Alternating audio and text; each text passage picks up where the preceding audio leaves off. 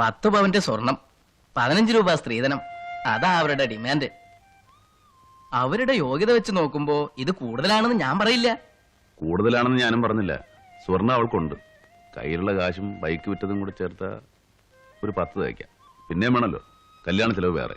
എന്ന് നടത്താന്നാ അവര് പറയുന്നത്. ഈ മേടമാസത്തിലാകാന്നാ പറഞ്ഞത്. നമ്മൾ പ്രതീക്ഷിക്കാതെയും ചോദിക്കാതെയും ഒക്കെ കിട്ടുന്നതിനെയാണ് ദൈവഹത്യ എന്ന് പറയുന്നത്. അതുകൊണ്ട് തന്നെയാണ് ഞാൻ പറയുന്നത്, ആശാൻ ആ ജോലി ഒരിക്കലും വേണ്ടെന്ന് പറയരുത്. തന്നെയുമല്ല, ആശാൻ ഇതിൽ നിന്നൊരു പുരോഗതി ഉണ്ടായാൽ അതിന്റെ ഗുണം ഞങ്ങൾക്കും കൂടെ അല്ലേ? അതുമല്ല ആശാനെ, വനജയുടെ കല്യാണത്തിന് കുറെ പൈസയുടെ പോരായില്ലേ? ജോലി സ്വീകരിക്കണമെങ്കിൽ ആദ്യമേ കുറെ പൈസ അഡ്വാൻസ് ആയി തരാൻ ഭായിയോട് പറയണം. അത് കിട്ടിക്കഴിഞ്ഞാൽ നമുക്കുള്ള കല്യാണം ഭംഗിയായി സമയത്തിന് നടത്താം. തരും, തീർച്ചയായും തരും. ചോദിക്കാതെ തന്നെ അയാൾ കുറെ കാശ് തരാൻ തയ്യാറായതല്ലേ. അപ്പൊ പിന്നെ വായ്പ ചോദിച്ചാൽ തരാതിരിക്കുവോ? ഞാൻ പോയാ നിങ്ങൾ എന്ത് ചെയ്യും? അത് കൊള്ളാം, നല്ല ചോദ്യം. ആശാൻ ജനിച്ചില്ലായിരുന്നെങ്കിൽ ഞങ്ങൾ എന്ത് ചെയ്യും? ഇതൊക്കെ ഓർത്ത കാര്യം നടക്കൂ.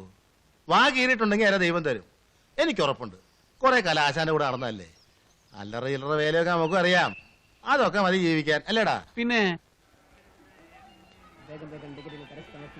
ഇതാ ചോദിച്ച 10,000 രൂപയുണ്ട്.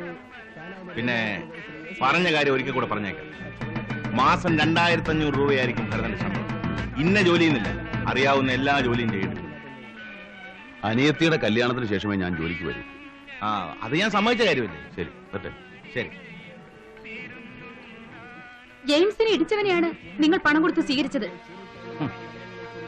എടേ, 3 വർഷം മുമ്പ് എന്റെ കൂടെ ഉണ്ടായിരുന്ന കുമാരനെ ഈ ജെയിംസ് ഇടിച്ച് തറപറ്റി.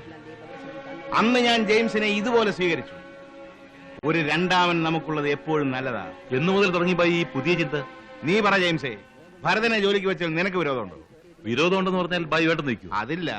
പിന്നെന്തിനാ ഈ ചോദ്യം? ചുമ്മാ ചോദിച്ചതേ ഉള്ളൂ.